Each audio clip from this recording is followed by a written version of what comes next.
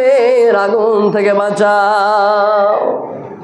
শুধু নিজে নামাজ রোজা করছেন, দান খয়রাত করছেন, আর আপনার বেটা ফ্রি ফায়ার খেলছে, আপনার বেটা পাবজি খেলছে, আপনার বেটা জিনা করে বেড়াচ্ছে, আপনার বেটা চুরি করছে, আপনার বেটা মদ পান করছে, আর এদিকে আপনি তাহাজ্জুদের নামাজে আল্লাহ আল্লাহ আল্লাহকে ডাকছেন, আল্লাহ তুমি আমার গুনাহকে মাফ করো, ক্ষমা করো। জি না, আপনাকে বেটাকে নসিহত করতে হবে। ও অনেক বাড়ি থেকে এরকম খবর আছে, বলি সাহেব বেটাকে কোথাও শোনে না, মানে না। আপনারা একটু আগে চলেছেন, আগে চলে সেখান থেকে বসেছেন, তখন জায়গা হবে ইনশাআল্লাহ। চলেছেন অনেক, এদিকে ধ্যান দেন। অনেক গার্জেন বলছে যে বলি সাহেব আর বেটা হার কথা শুনে না, যে নামাজ পড়তে করছি নামাজ পড়ে না, যে রোজা রাখতে করছি রোজা রাখে না, যে বলি সাহেব বেটা হার কথা শুনে না। বেটা কথা শুনে না মানে আপনার বেটা আপনার বাড়িতে থাকছে, আপনার বেটা আপনার বাড়িতে থাকছে, আপনার ইনকাম করা টাকার ভাত খাচ্ছে, আর আপনার কথা শুনবে না মানে? আল্লাহ করে না বুঝছেন চুপচাপ। আপনার বেটা আপনার বাড়িতে থাকছে, আপনার কিনা ডিহিতে বাড়িতে বাড়ি করে বাস করে বসে আছে, আপনার কিনা ডিহিতে সে বাড়ি করে আছে, ছেলে মেয়েরাকে আনন্দ করে নিয়ে খাচ্ছে, আর আপনার বেটা আপনার কথা শুনবে না তো কার কথা শুনবে? কার কথা শুনবে? আপনার বেটা আপনার কথা শুনবে না মানে? আচ্ছা বলেন তো মুসলমান, এখানে আমরা যত লোক আছি, বিশেষ করে যারা মুরব্বী আমরা আছি, যারা মুরব্বিয়ানে কেরাম আপনারা আছেন, মুরব্বিয়ানে কেরাম ওরা তো 5 ওয়াক্ত নামাজ পড়ে, রমজান মাসে রোজাও রাখে, কিন্তু বলেন তো আপনার বেটা 20 বছরের, আপনার বেটা 15 বছরের, আপনার বেটা জীবনে 11 মাস এই মসজিদে কেন আসতে পারলো না? কেন নামাজে আসতে পারলো না? এর দায়ী হলেন আপনি। আল্লাহ তাবারাক ওয়া তাআলা পাকে নবী বললেন, কুল্লুকুম রাঈন ওয়া কুল্লুকুম মাসউলুন আন রাইয়াতিহি। প্রত্যেক গার্জেন হলো দায়িত্বশীল, প্রত্যেক ভাই প্রত্যেক ব্যক্তি হলো দায়িত্বশীল, আর তার দায়িত্ব সম্পর্কে আল্লাহর কাছে জবাব দিতে হবে। প্রত্যেক গার্জেন হলো দায়িত্বশীল, আর তার দায়িত্ব সম্পর্কে আল্লাহর কাছে জবাব দিতে হবে। এই যে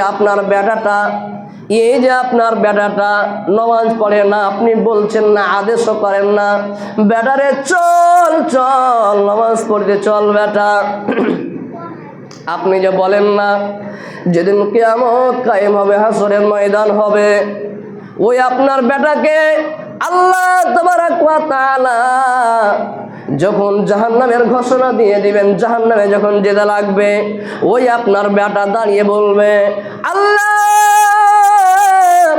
আমি আজকে জাহান্নামে চলে যাচ্ছি, আল্লাহ জি আজকে আমাকে আপনি জাহান্নাম দিবেন, দুনিয়াতে আমি নামাজ পড়িনি রোজা করিনি, আমাকে জাহান্নাম দিবেন, আমি চলে যাব, কিন্তু আল্লাহ রব্বানা আতিহিম জিফাইনি মিনাল আযাব ওয়ালআনহুম লাআনান কাবীরা।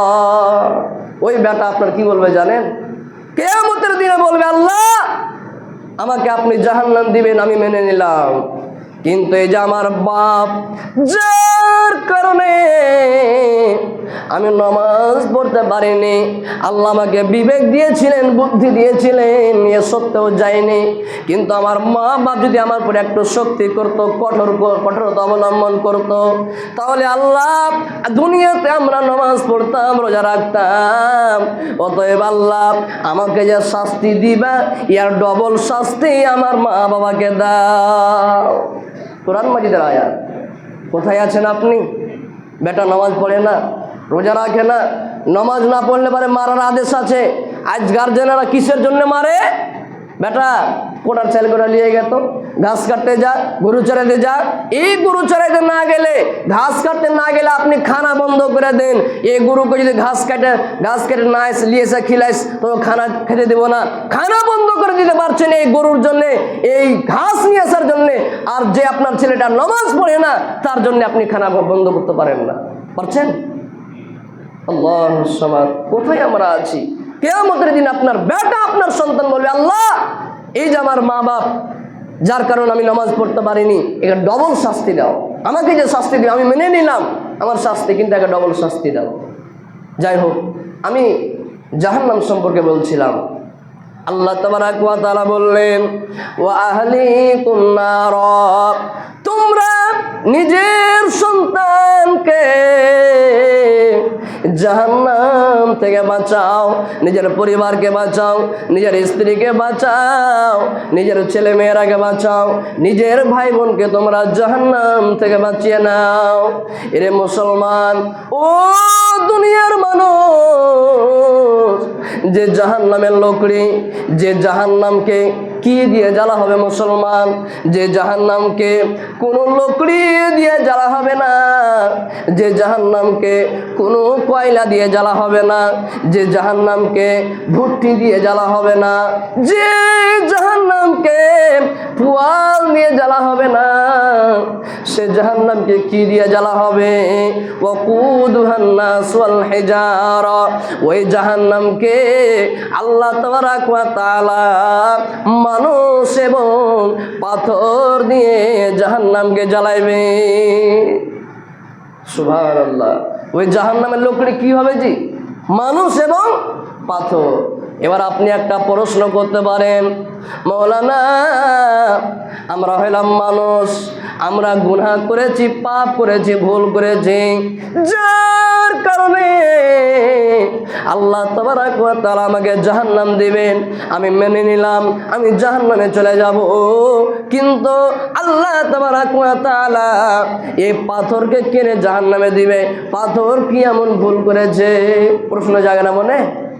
প্রশ্ন জাগে না যে আমরা মানুষেরা গুনাহ করেছি, ভুল করেছি, আল্লাহ আমাকে জাহান্নাম দিবে, কিন্তু পাথর ফের কি ভুল করলো জাহান্নামে দিবে? ভাইরা আমার, আজকে দুনিয়ার বুকে যে ব্যক্তিগুলো পাথরের পূজা করত, পাথরের মূর্তি বানাই কি বানায় না, পাথরের পূজা করত, পাথরের মূর্তি বানিয়ে পূজা করত, আল্লাহ তাবারাক ওয়া তাআলা কিয়ামতের দিনে এই পাথরকে জাহান্নামের ভিতরে ফেলে দিবেন।